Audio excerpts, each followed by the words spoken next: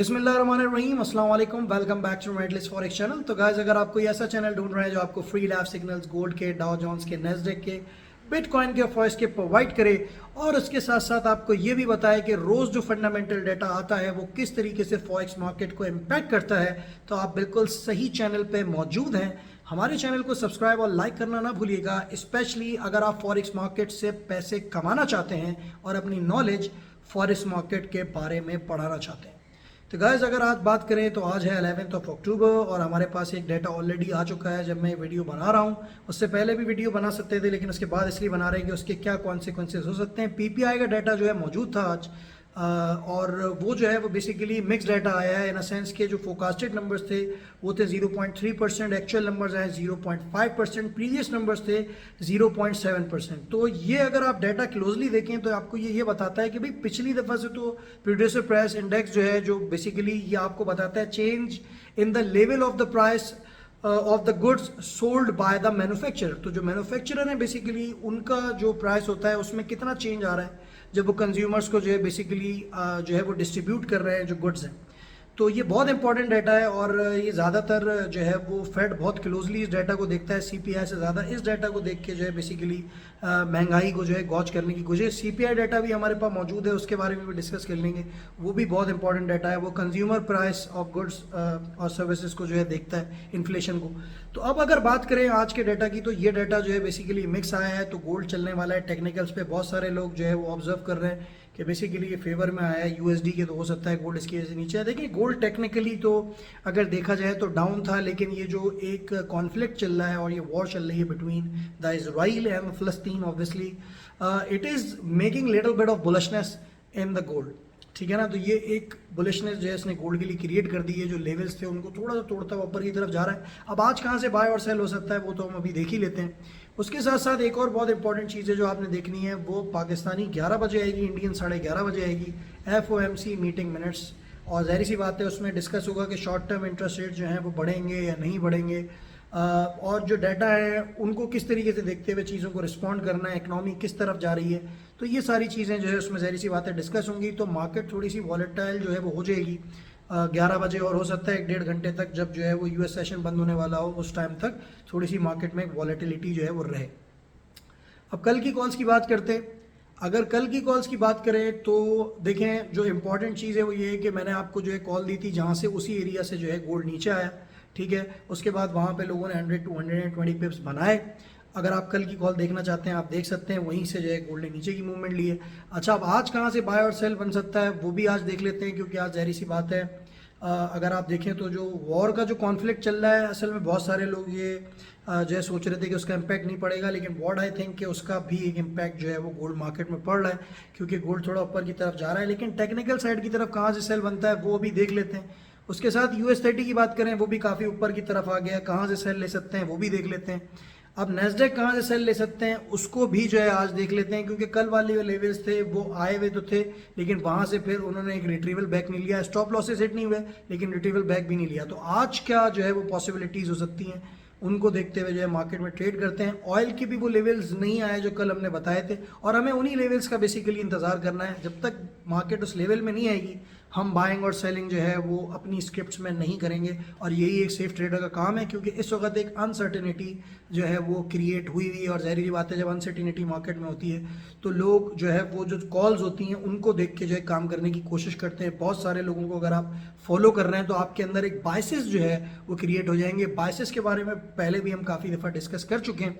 एक दफ़ा इसकी एक सेपरेट जो है वो वीकली वीडियो हम बनाएंगे, ताकि आपको मनी मैनेजमेंट और जो आपके अंदर के बायसेस होते हैं ना उनको किस तरीके से आपने बेसिकली कंट्रोल करना होता है, और किस तरीके से मनी मैनेजमेंट जो है वो करनी होती है, पोर्टफोलियो मैनेजमेंट, इस सब के बारे में डिस्कस करेंगे अपनी वीकली वीडियो में। तो अभी काफ़ी बातें हो गई, अब चलते हैं स्क्रीन की तरफ और देखते हैं कहाँ से बाय और सेल आप गोल्ड का, डाउ जोन्स का और नेस्डेक का आज जो है वो ले सकते हैं। तो चले यहाँ चलते हैं स्क्रीन की तरफ। सबसे पहले जो है ना वो यूएस ऑयल के बारे में जो है बात कर लेते हैं। अच्छा, अगर देखें यूएस ऑयल के बारे में बात करें तो यूएस ऑयल का मैंने आपको एक लेवल बताया था कि भाई 89 से लेकर 90 तक का जो एरिया है वहाँ पे आप सेल कर सकते हैं, क्योंकि अब जाहिर सी बात है एक लेवल जो है वो यूएस ऑयल तोड़ नहीं रहा और उन जगहों पे जा नहीं रहा जो हमारे लेवल्स हैं। तो अब 88 से लेके 89 तक का जो एरिया है वहाँ पे जो है वो आप यूएस ऑयल को जो है सेल ले सकते हैं। और उसके साथ साथ on the top of that आप जो स्टॉप लॉस रखेंगे वो बेसिकली रखेंगे आप 90.50 का। अगर बाइंग की बात करें तो आपको अगर 81 से लेके 80 तक मिलता है, इसको बाय करें। 79 पे जो है ना आपने स्टॉप लॉस रख लेना है। तो इस तरीके से यूएस ऑयल में जो है आपने ट्रेड करनी है। देखें जो लेवल्स बताए जाते हैं उन पे अगर मार्केट आए तो ट्रेड किया करें, वरना ट्रेडिंग मत किया करें।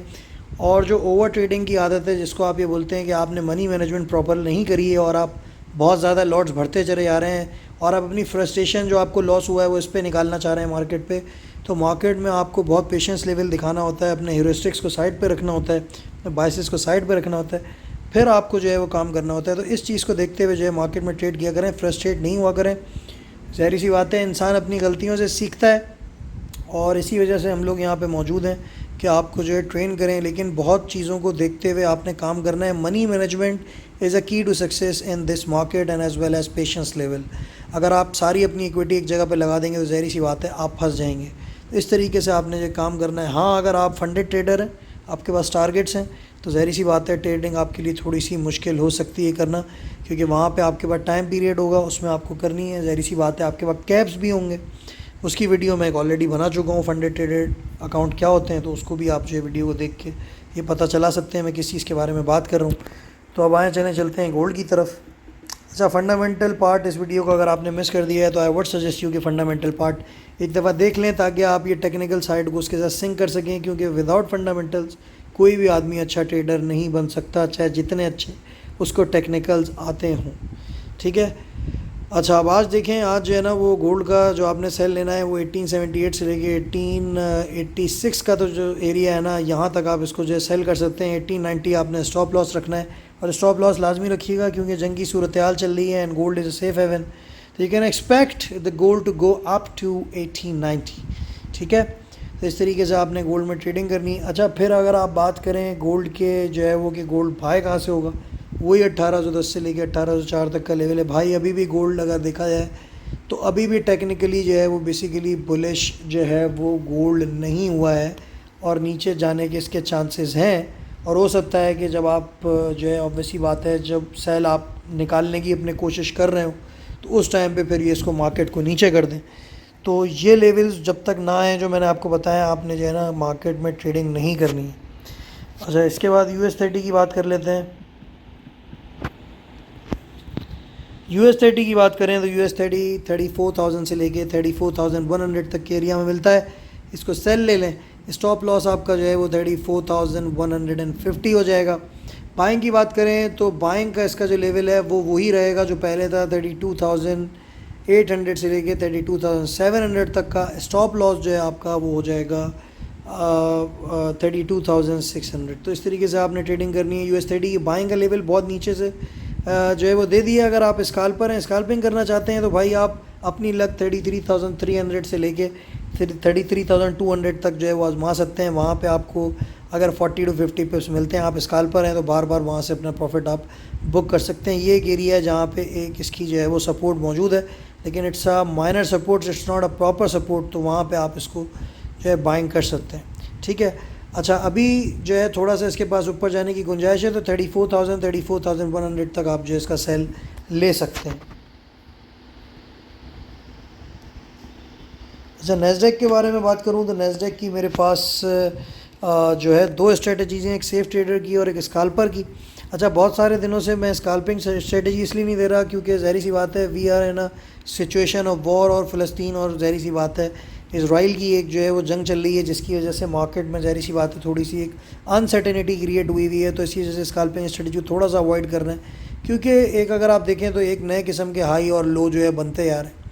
तो ये एक थोड़ा सा जो है मसला है। मार्केट थोड़ा सा टेक्निकल्स को छोड़ के भी जो है वो बाज़-औक़ात अगर आप देखें तो जा रही है ऊपर नीचे, और उसकी वजह ये है कि फंडामेंटल्स प्लेइंग देयर पार्ट।